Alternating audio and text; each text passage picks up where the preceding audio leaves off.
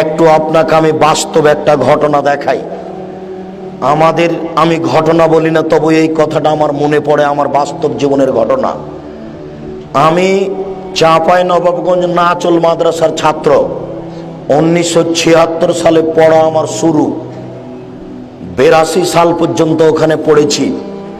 76 সাল থেকে না 82 সাল পর্যন্ত মাওলানা শীষ মোহাম্মদ এবং মাওলানা আতাউল্লাহর দুজনের খাবার নিয়ে গেছি দুপুরে। একদিন আমি সন্ধ্যায় কেন আছি মাদ্রাসার মুখের উপরে ট্রেন স্টেশন। 3-4টা মেয়ে ট্রেন থেকে নেমেছে, নগ্ন পোশাকের মেয়ে। টিপ টিপ টিপ টিপ করে বৃষ্টি হচ্ছে, ওদের গায়ে কাপড় লেগে গেছে।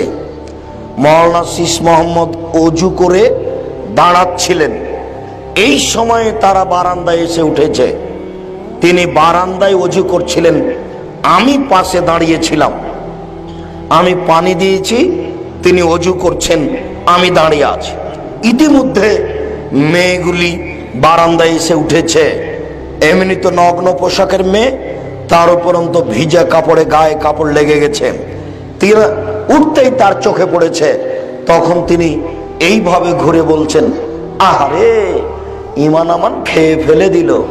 তার ভাষাটা আমি নকল করলাম, আহারে ইমান আমান খেয়ে ফেলে দিল। এই কথা বলে তিনি ঘুরে দাঁড়িয়ে ঘরে ঢুকলেন। ইনি মারা যাওয়ার পরে তার কবরটা বন্যায় ডুবে গেছিল। 6 মাস পরে লাশটা পানির উপরে ভেসে উঠেছিল। একবারে মনে হচ্ছে যে টাটকা তাজা মানুষ।